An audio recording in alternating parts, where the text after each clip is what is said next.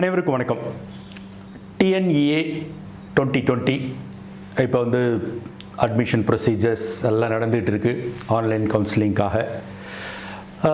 தொடர்ந்து நம்ம மாணவர்கள் மத்தியில் ஒரு டிஸ்கஷன் எப்போவுமே உண்டு அப்படின்னு கேட்டிங்கனாக்கா, அது பிரான்ச், என்ன பிரான்ச் அப்படிங்கிறது தான். இது வந்து ஒரு ட்ரெண்ட் ஓடும் பல்வேறு காலகட்டங்கள்லையுமே.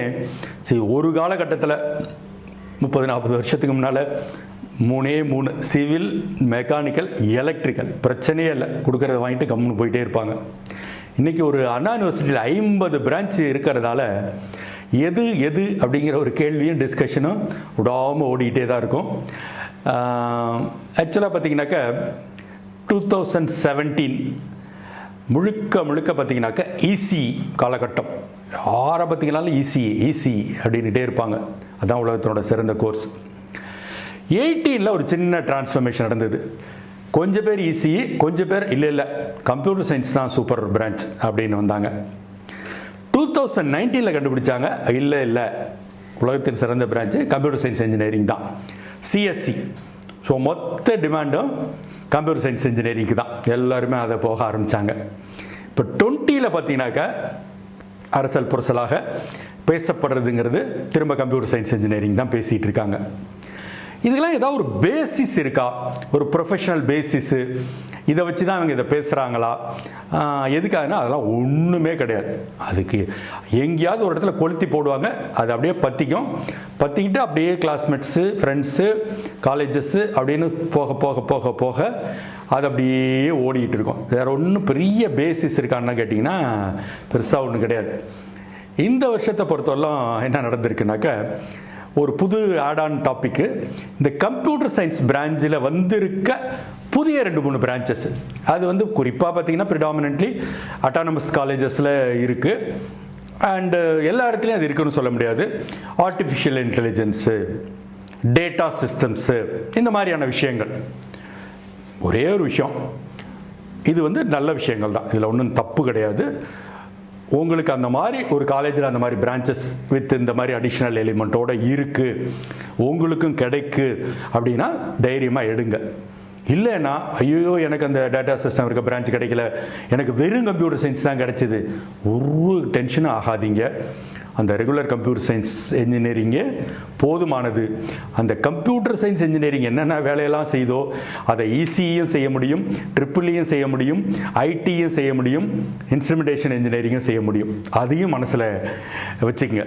ஸோ அதனால் வந்து நான் திரும்பவும் உங்களுக்கு சொல்கிறதெல்லாம் அதே ஒன்று தான். ஒரு பிரான்ச்சாக ஒரு காலேஜான்னு திரும்ப கேட்டிங்கன்னா நான் காலேஜ் தான் சொல்லுவேன். அதாவது ஒரு நல்ல காலேஜ் உங்களுக்கு வேலை வாங்கி தர முடியும். ஒரு நல்ல பிரான்ச்சுன்னு நீங்கள் நினச்சிக்கிட்டு இருக்கிறது ஒரு சுமாரான காலேஜ் உங்களுக்கு வந்து வேலை வாங்கி தந்துட முடியாது. அதனால் திரும்பவும் நான் சொல்கிறேன், காலேஜுக்கு ப்ரையாரிட்டி கொடுங்க. அந்த காலேஜில் நீங்கள் கிடைக்கிற அந்த ஆசைப்படுற பிரான்ச் கிடைக்குதா சந்தோஷமாக எடுக்குங்க. இல்லையா கொஞ்சம் முன்ன பின்ன பிரான்ச் காம்ப்ரமைஸ் பேர தரீங்க, அதுக்காக ஒரு சுமாரான காலேஜுக்கு போகாதீங்க அப்படிங்கிறதான் திரும்ப எப்பவுமே நான் சொல்ற அட்வைஸ். அடுத்து இந்த வருஷத்தை பொறுத்தவரை இன்னொரு குழப்பம் பசங்களுக்கு வந்திருக்கு. என்ன குழப்பம் அப்படின்னு கேட்டிங்கனாக்கா, இப்போ வந்து இது கொரோனா காலகட்டம், நிறைய ஃபேக்ட்ரி மூடுறாங்க, கம்பெனி மூடுறாங்க, இங்கே வீட்டுக்கு அனுப்புகிறாங்க, இது பண்ணுறாங்க அது பண்ணுறாங்க. அதனால் இது எடுத்தால் வேலை கிடைக்குமா, அது எடுத்தால் வேலை கிடைக்குமா, இப்படி ஒரு விவாதம் போயிட்டே இருக்குது. ஒன்று புரிஞ்சுங்க, அதாவது எல்லா இண்டஸ்ட்ரியும் பாதிக்கப்பட்டிருக்கு, எல்லா தொழிற்சாலைகளும் பாதிக்கப்பட்டிருக்கு, எல்லாமே ஒரு காலத்தில் மீண்டு வரும், அவ்வளோதான். அதனால் இன்னைக்கு நடந்திருக்கிற தற்காலிக பின்னடைவை வச்சு நீங்கள் ஒரு பிரான்ச்சை எடுக்கணும்னா எந்த பிரான்ச்சுமே எடுக்க முடியாது. ஸோ அதனால் இது தற்காலிக பின்னடைவு, இதை விட்டுருங்க. ஒன்று. இன்னொன்று, ஒரு சில இதெல்லாம் வந்து வதந்திகள் அளவில் தான் இருக்குது. இப்போ வந்து சாஃப்ட்வேரில் அவ்வளோ பேரையும் அமெரிக்காவிலேருந்து வீட்டுக்கு அனுப்பிச்சிட்டாங்க, எல்லோரும் இங்கே வீட்டுக்கு போயாச்சு, அப்படி இதெல்லாம் வந்து ஒரு இப்போதைக்கு வதந்தி லெவலில் தான் இருக்குது. சின்ன பாதிப்புகள் இருக்குது, சந்தேகம் இல்லை. சின்ன வீட்டுக்கு அனுப்பினதோ சின்ன அது கூட பார்த்தீங்கன்னா யாரை வீட்டுக்கு அனுப்பிச்சிருக்காங்கன்னா பெஞ்சு தைச்சவங்கள தான் வீட்டுக்கு அனுப்பிச்சிருக்காங்க, திறமைசாலிகளை யாரையும் பெருசாக வீட்டுக்கு அனுப்பலை. ஸோ அதனால் அதை வச்சு நம்ம எதுக்கு நான் சொல்ல போகிறேன்னா, நீங்கள் இப்போ 2020 ஒரு இன்ஜினியரிங் காலேஜ் உள்ளே போகிறீங்க, நீங்கள் வெளியே வரப்போகிறது முடிச்சுட்டு சக்ஸஸ்ஃபுல்லாக 2024 அப்போ இன்னைக்கு என்ன இருக்குது இண்டஸ்ட்ரி நிலவரமும் 2024 இருக்கிற இண்டஸ்ட்ரி நிலவரமும் கண்டிப்பாக ஒன்று கிடையாது. அது வெவ்வேறையாக தான் இருக்க போகுது. உதாரணமாக நீங்கள் எந்த இண்டஸ்ட்ரியெலாம் நீங்கள் பாதிச்சிருச்சு, எந்த இண்டஸ்ட்ரியெலாம் இப்போ சரியில்லை, இப்படி ஆகிப்போச்சு அப்படி ஆகிப்போச்சுன்னு நீங்கள் நினைக்கிறீங்களோ அது எல்லாமே பார்த்தீங்கன்னாக்க இன்னும் ஒரு 6 மாதத்தில் சரியாயிட போகுது, ஒரு வருடத்தில் தலைகளாக மாறிட போகுது வந்து. ஸோ அதனால் இன்னைக்கு இருக்கிற சூழலுக்கும் 4 வருஷம் கழிச்சு 2024 இருக்கிற சூழலுக்கும் சம்பந்தமே இருக்க போறதில்லை. தயவு செய்து ஒரு பிரான்ச்சை வந்து இன்னைக்கு சூழ்நிலையை வச்சு முடிவு பண்ணாதீங்க. 2024 எல்லாம் நார்மலாக இருக்குங்கிறத மனசில் வச்சுக்கிட்டு நீங்கள் எனக்கு இந்த பிரான்ச் இருந்தால் பரவாயில்லன்னு நீங்கள் ஆசைப்படுறத தயவு செய்து எடுங்க. அது வந்து ரொம்ப ரொம்ப ஒரு முக்கியமான ஒரு ஃபேக்டர் வந்து. அடுத்தது பார்த்தீங்கன்னாக்க நம்ம கவர்மெண்ட் காலேஜஸை பற்றி சொல்லணும்னு அப்படின்னு கேட்டிங்கன்னா இதில் 2 டைப் சொல்லணும். அண்ணா யூனிவர்சிட்டியோட டிபார்ட்மெண்ட்ஸ்னு சொல்லப்படுற சிஇஜி, எம்ஐடி, ஏசிடெக் இதில் எல்லாமே ஸ்பெஷலைஸ்டு பிரான்ச்சஸ் நிறையா இருக்குது.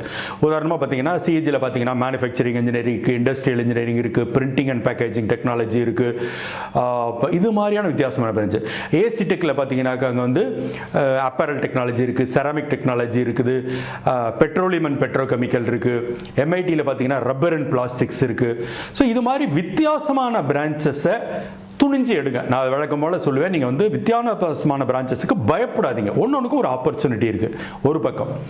இன்னொரு பக்கம் மற்றபடி இந்த கவர்மெண்ட் இன்ஜினியரிங் காலேஜஸ் ஒரு 10 கவர்மெண்ட் இன்ஜினியரிங் காலேஜஸ் அங்கே பார்த்தீங்கன்னா பெரும்பாலும் அங்கே எல்லாமே ஸ்டாண்டர்டாக வந்து civil, mechanical, CSC, ECE, triple E இதுதான் ஸ்டாண்டர்டாக எல்லா இடத்துலையும் இருக்கிறதாக இருக்கு. ஸோ ஒரே ஒரு விஷயம் புரிஞ்சுங்க, நம்ம ரிசர்வேஷன் அடிப்படையில் நிறைய பிள்ளைகளுக்கு ஓரளவுக்கு குறைந்த மதிப்பெண்கள்லேயே கூட அவங்களுக்கு வந்து கவர்மெண்ட் காலேஜஸ் கிடைக்க வாய்ப்பு இருக்குது. ஸோ அந்த மாதிரி நேரங்களில் நீங்கள் பிரான்ச்சுக்காக கவர்மெண்ட் காலேஜை தவிர்த்துட்டு வேறு எங்கேயாவது போக முயற்சி பண்ணாதீங்க. காரணம் என்ன அப்படின்னு கேட்டிங்கனாக்கா கவர்மெண்ட் காலேஜோட ஃபீஸ் வந்து மிக மிக குறைவு. அப்போ உங்களுக்கு பெரிய அஃபோர்டபிலிட்டி இல்லை, உங்களால் இந்த காசில் குறைந்த கட்டணத்தில் இங்கே கவர்மெண்ட் காலேஜில் படிச்சுட்டு பட முடியும்னாக்க இதுக்காக நான் வேற ஒரு பிரான்ச்சுக்காக இல்லை வேணான்னு நான் ஒரு பிரைவேட்டில் போய் அதிக காலேஜ் ஃபீஸை கட்டி படிக்கிறேன்னா அது சென்சிபிள் கிடையாது. நான் அதை எப்பவுமே ரெக்கமெண்ட் பண்ணவே மாட்டேன். அதை தவிர்த்துருங்க.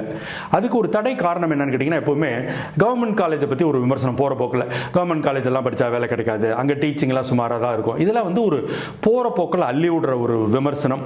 பெரும்பாலான கவர்மெண்ட் காலேஜஸில் நல்ல long standing faculty, experienced faculty இருக்காங்க.